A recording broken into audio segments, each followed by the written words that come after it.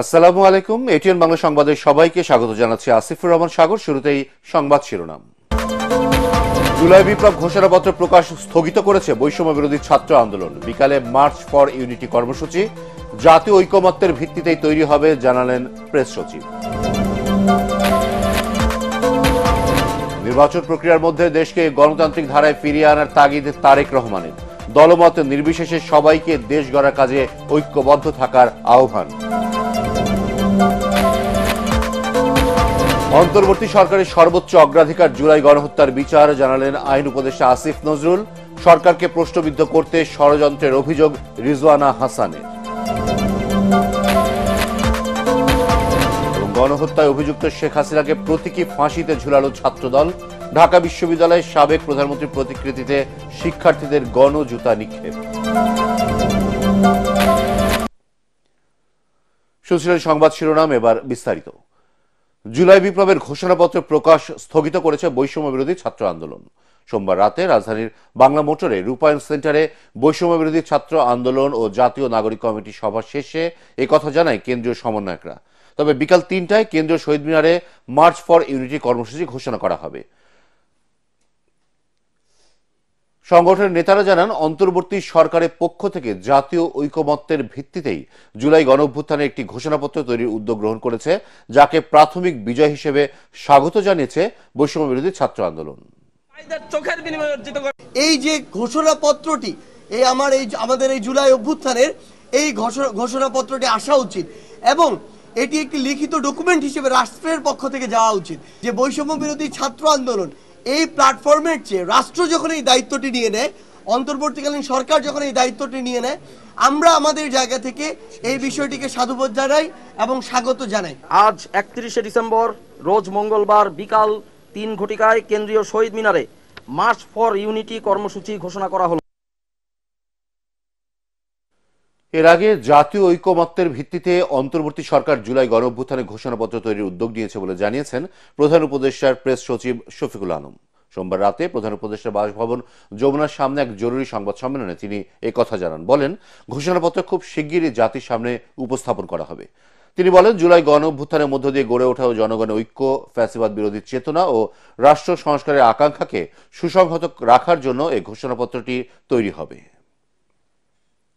গণ অভ্যুত্থানে নেতৃত্ব দেওয়া বৈষম্য বিরোধী ছাত্র আন্দোলন সহ অংশগ্রহণকারী সকল শিক্ষার্থী, রাজনৈতিক দল ও পক্ষের মতামতের ভিত্তিতে ঘোষণাপত্রটি প্রস্তুত করা হবে।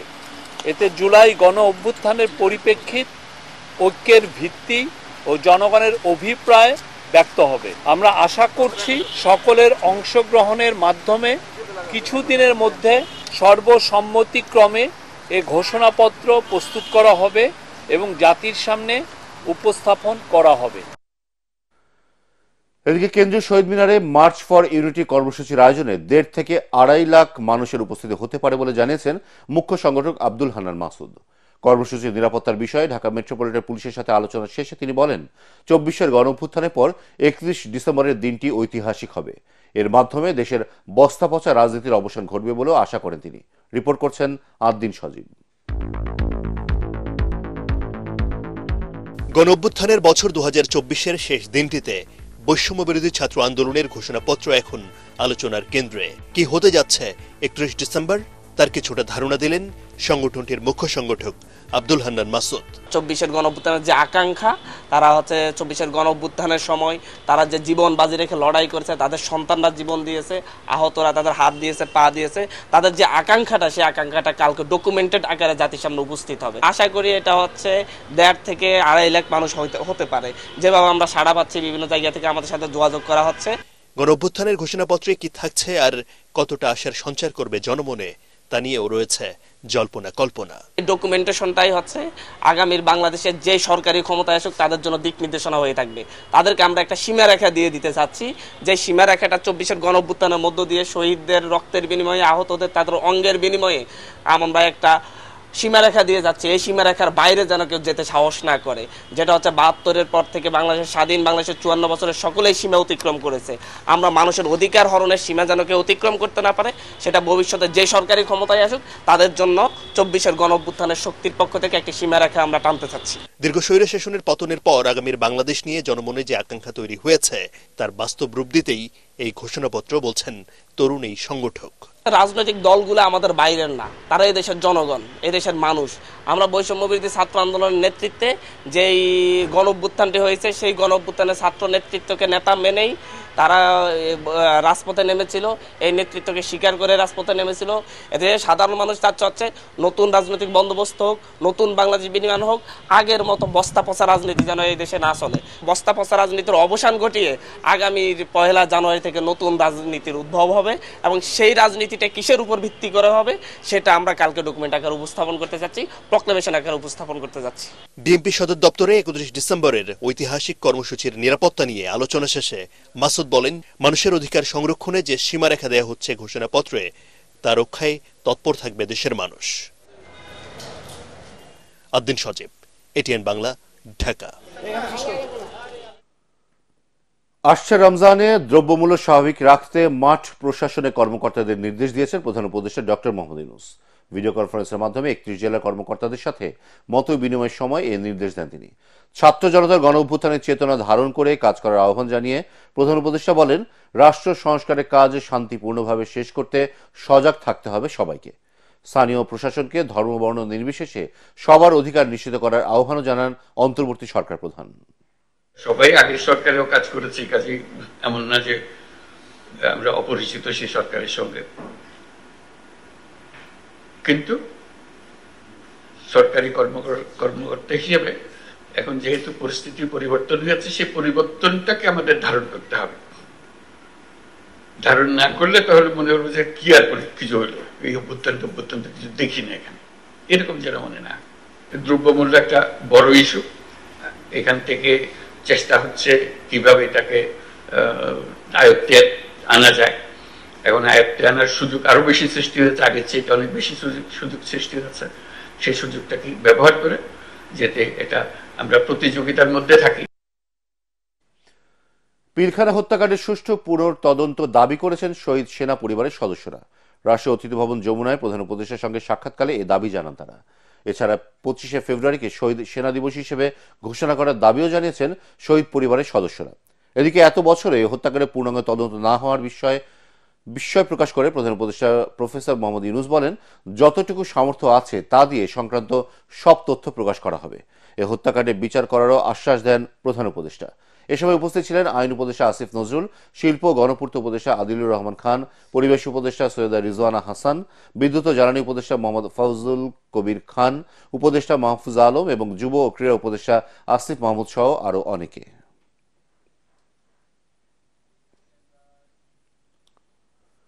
রাজনৈতিক সিদ্ধান্ত ও আদালত নিষিদ্ধ না করলে আগামী জাতীয় সংসদ নির্বাচনে আওয়ামী লীগের অংশ নিতে কোনো বাধা নেই বলে জানিয়েছেন প্রধান নির্বাচন কমিশনার এএমএম নাসির উদ্দিন। নির্বাচন কমিশন সম্পূর্ণ স্বাধীন এবং চাপমুক্ত বলেও জানান তিনি। সকালে চট্টগ্রাম সার্কিট হাউসে সাংবাদিকদের প্রশ্নের জবাবে সিইসি এসব কথা বলেন। এটাও শোনা যাচ্ছে যে কে কোর্টে মামলা করেছে এই দলকে যাতে ইলেকশনে না আসতে পারে সেটা আদেশ চেয়ে মামলা করেছে শুনেছি। আর যদি কোর্ট যদি রায় দেয়, আমরা কোর্টের রায় দ্বারা যেভাবে দেয় সেইভাবেই ব্যবস্থা নিব। আমরা শুধু বিবেকের চাপে, আইন কানুনের চাপে, শাসনতন্ত্রের চাপে, এই বিধিবিধানের মধ্যে কাজ করার যে একটা সেটুকুর মধ্যে আছে। নির্বাচন প্রক্রিয়ার মধ্যে দেশকে গণতান্ত্রিক ধারায় ফিরিয়ে আনার তাগিদ দিয়েছেন বিএনপির ভারপ্রাপ্ত চেয়ারম্যান তারেক রহমান। দলমত নির্বিশেষে সবাইকে দেশ গড়ার কাজে ঐক্যবদ্ধ হওয়ার আহ্বান জানান তিনি। নীলফামারীতে জুলাই গণঅভ্যুত্থানে শহীদদের স্মরণ সভায় ভার্চুয়ালি যুক্ত হয়ে তিনি এসব কথা বলেন। মতপার্থক্য থাকতে পারে, কিন্তু দেশের ক্ষতি হয় এমন পরিস্থিতি যাতে তৈরি না হয় তা নিশ্চিতে সবাইকে সতর্ক থাকার আহ্বান জানান তারেক রহমান। কামরুজ্জামান রাজীবের রিপোর্ট। নীলফামারীতে র্যাবের ক্রসফায়ারে শহীদ গোলাম রব্বানীর পরিবারের কাছে নবনির্মিত বাড়ির চাবি হস্তান্তর অনুষ্ঠানে ভিডিও কনফারেন্সে যোগ দেন বিএনপির ভারপ্রাপ্ত চেয়ারম্যান তারেক রহমান। এতে বিএনপি পরিবারের পক্ষ থেকে নীলফামারী, পঞ্চগড় ও দিনাজপুরের শহীদ পরিবারকে তারেক রহমানের পক্ষ থেকে অনুদান প্রদান করা হয়। অনুষ্ঠানে শহীদদের পরিবারের সদস্যরা হত্যাকারীদের দৃষ্টান্তমূলক শাস্তি দাবি করেন। আমার বাচ্চাকে দেখার জন্য উনি অনেক সাপোর্ট করেছেন, কিন্তু আমার বাচ্চাকে দেখতে পাননি। পরে প্রধান অতিথির বক্তব্যে তারেক রহমান বলেন, গণতন্ত্র আর মানুষের অধিকারের পক্ষে কথা বলায় হাজারো মানুষকে হত্যা করেছিল ফ্যাসিস্ট হাসিনা সরকার। দেশ স্বৈরাচার মুক্ত হয়েছে, এখন মানুষের অধিকার প্রতিষ্ঠাই সবার মূল লক্ষ্য হতে হবে। স্বৈরাচারের দোসররা সব জায়গায় লুকিয়ে আছে সতর্ক করে তিনি বলেন, দেশকে এগিয়ে নিতে ঐক্যবদ্ধ থাকতে হবে। বিভিন্ন দলের মধ্যে হোক, বিভিন্ন মানুষের মধ্যেই হোক, মত পার্থক্য থাকতে পারে, কিন্তু আমাদেরকে খেয়াল রাখতে হবে যাতে সেই মত পার্থক্য এমন কোনো পর্যায়ে না পৌঁছায় যেখানে দেশ ক্ষতিগ্রস্ত হবে, দেশের মানুষ ক্ষতিগ্রস্ত হবে, যেখানে দেশের সামনে এগিয়ে যাওয়া বাধাগ্রস্ত হবে, যেখানে দেশের মানুষের স্বাভাবিক যে চাওয়া সেই চাওয়াগুলো বাধাগ্রস্ত হবে। এমন কোনো পরিস্থিতির উদ্ভব যাতে না হয়, এই ব্যাপারে আমাদেরকে সতর্ক থাকতে হবে। তারেক রহমান বলেন, নির্বাচন প্রক্রিয়ার মাধ্যমে দেশকে গণতান্ত্রিক ধারায় ফিরিয়ে আনতে হবে। বাংলাদেশকে যদি আগামী দিনে নিয়ে যেতে হয় তাহলে অবশ্যই বাংলাদেশকে গণতান্ত্রিক ব্যবস্থার মধ্যে ফিরিয়ে আনতে হবে।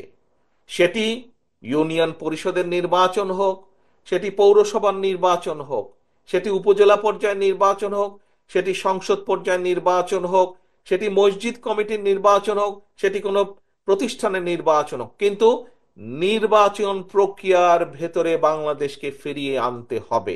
বিএনপি জনগণের শক্তিতে বিশ্বাস করে দাবি করে মানুষের অধিকার প্রতিষ্ঠার অঙ্গীকার ব্যক্ত করেন তারেক রহমান।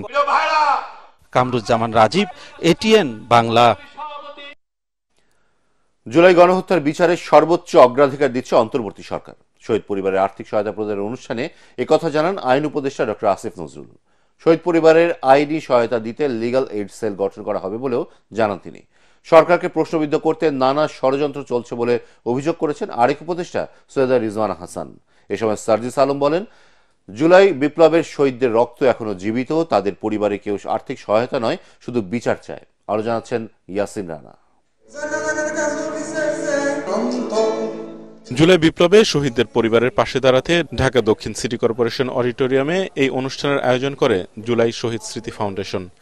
এ সময় ৭৭টি পরিবারের মাঝে ৫ লাখ টাকা করে চেক দেওয়া হয়।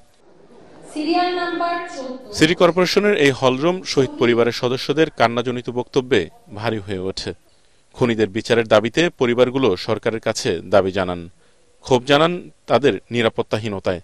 কোন হাসপাতালে নিতে পারি নাই, পোস্টমর্টম করতে পারি নাই। যারা এই মায়ের সন্তানদের বুকে গুলি চালিয়েছে তারা পুলিশ না, তারা পুলিশ লীগ। এ সময় বৈষম্য বিরোধী ছাত্র আন্দোলনের সমন্বয়ক সার্জিস আলম বলেন, শহীদ পরিবারের কেউ আর্থিক সহায়তা চায় না, তারা শুধু বিচার চায়। আমাদের যে শহীদ ভাইটি রয়েছে, বোনটি রয়েছে, তার হত্যার বিচার চায়।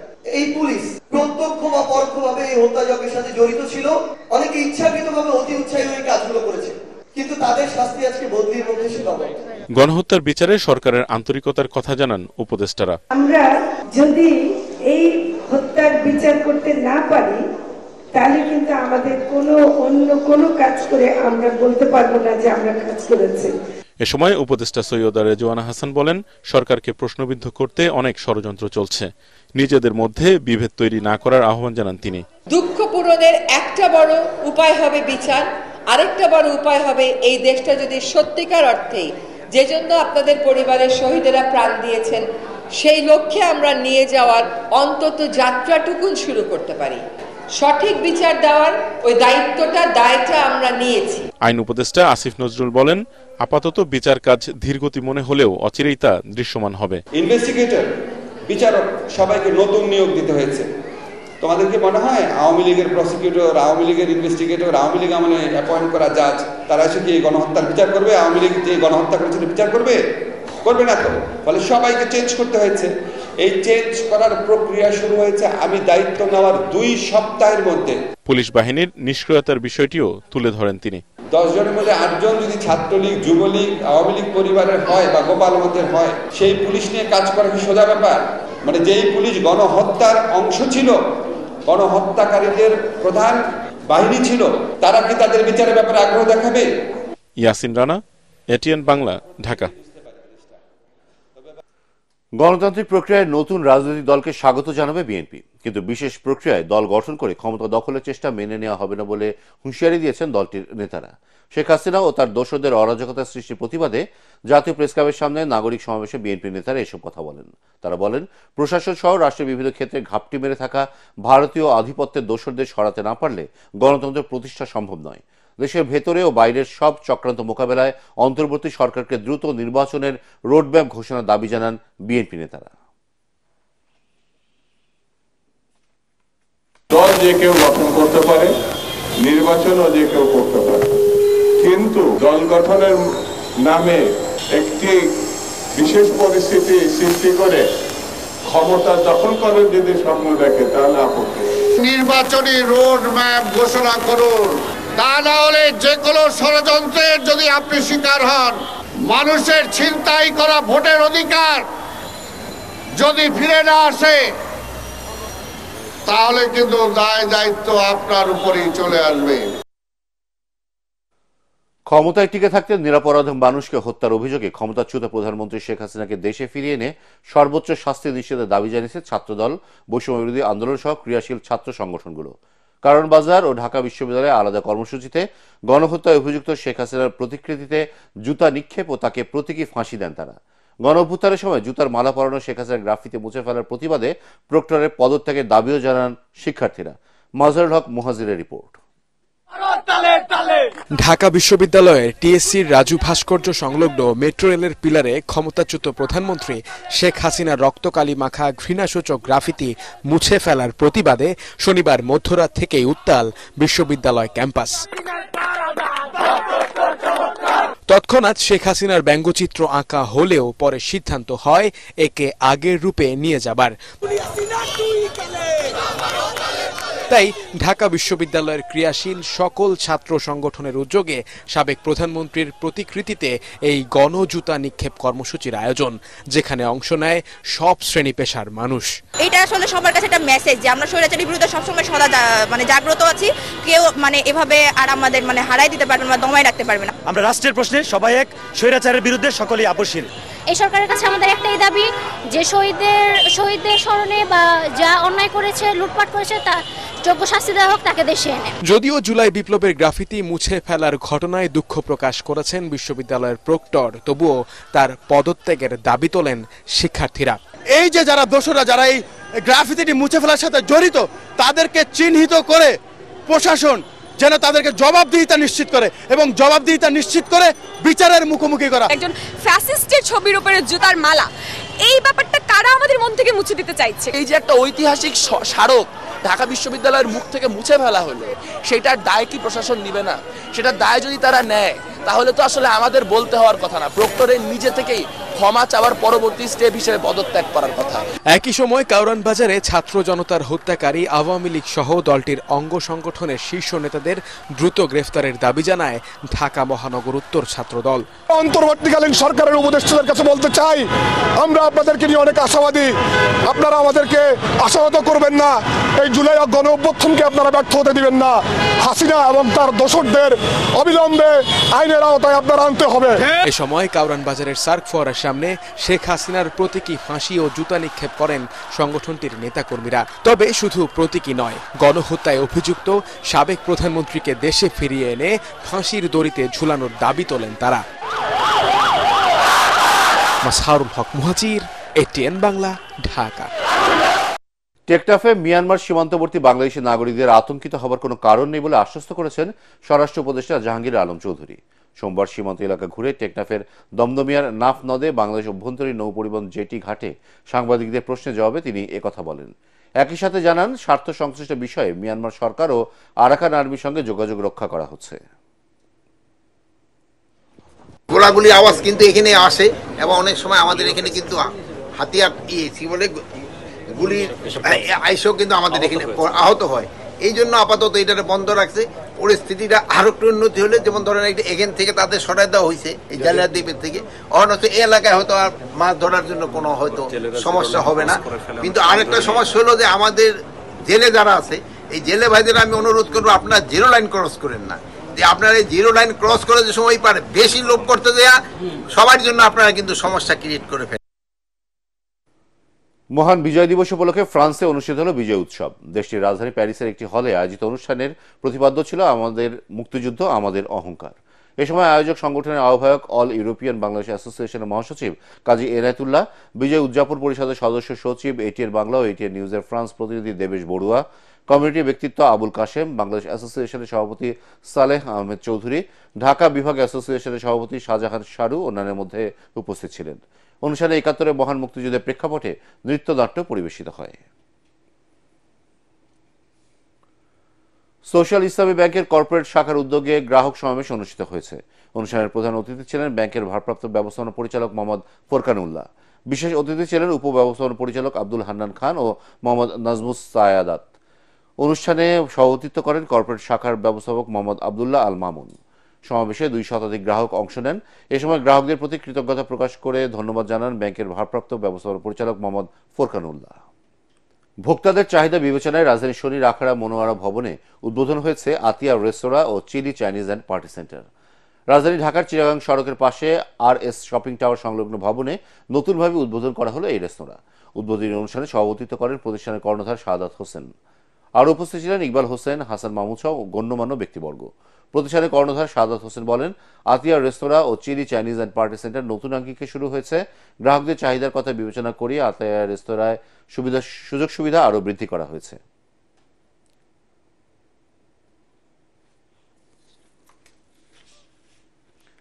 এবার পার্টেক্স খেলার খবর।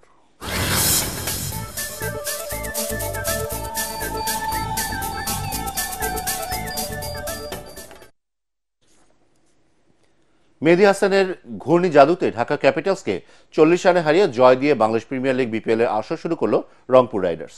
মিরপুর শেরেবাংলা স্টেডিয়ামে টস হেরে ব্যাটিংয়ে নেমে 20 রানে 2 উইকেট হারালেও তৃতীয় উইকেটে ইফতিখার ও সাইফ 65 বলে 89 রান করে রংপুরের স্কোর সমৃদ্ধ করেন। শেষ পর্যন্ত 6 উইকেটে 191 রানে পুঁজি পায় রংপুর। ইফতিখার 49, সাইফ 40 এবং খুশদিল শাহ 46 রান করেন। জবাবে 192 রানের টার্গেটে নেমে উদ্বোধনী জুটিতে তানজিদ হাসান ও লিটন দাস 65 রান তুললেও পরের ব্যাটাররা সুবিধা করতে পারেননি। মেহেদী হাসানের স্পিনের কাটায় পড়েন তারা। 27 রানে 4 উইকেট তুলে নিয়ে তিনি ঢাকায় ধস নামান। শেষ পর্যন্ত 151 রানে অল আউট হয় ঢাকা। এর আগে মাহমুদুল্লাহ রিয়াদ এবং ফাহিম আশরাফের অবিশ্বাস্য ব্যাটিং ঝড়ে BPL এর উদ্বোধনী ম্যাচে দুর্বার রাজশাহীকে 4 উইকেটে হারায় ফরচুন বরিশাল।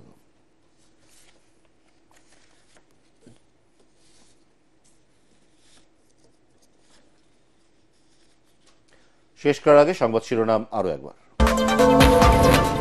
জুলাই বিপ্লব ঘোষণাপত্র প্রকাশ স্থগিত করেছে বৈষম্য বিরোধী ছাত্র আন্দোলন। বিকালে মার্চ ফর ইউনিটি কর্মসূচি। জাতীয় ঐক্যমত্যের ভিত্তিতেই তৈরি হবে, জানালেন প্রেস সচিব। নির্বাচন প্রক্রিয়ার মধ্যে দেশকে গণতান্ত্রিক ধারায় ফিরিয়ে আনার তাগিদ তারেক রহমানের। দলমত নির্বিশেষে সবাইকে দেশ গড়ার কাজে ঐক্যবদ্ধ থাকার আহ্বান।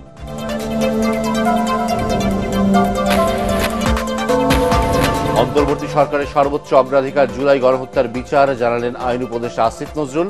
সরকারকে প্রশ্নবিদ্ধ করতে ষড়যন্ত্রের অভিযোগ রিজওয়ানা হাসানের। এবং গণহত্যায় অভিযুক্ত শেখ হাসিনাকে প্রতীকী ফাঁসিতে ঝুলালো ছাত্রদল। ঢাকা বিশ্ববিদ্যালয়ের সাবেক প্রধানমন্ত্রীর প্রতিকৃতিতে শিক্ষার্থীদের গণজুতা নিক্ষেপ। পরবর্তী সংবাদ দেখার আমন্ত্রণ জানিয়ে এখনকার মতো শেষ করছে এটিএন বাংলা সংবাদ। ইউটিউবে দেখতে ব্রাউজ করুন youtube/ATN বাংলা নিউজ।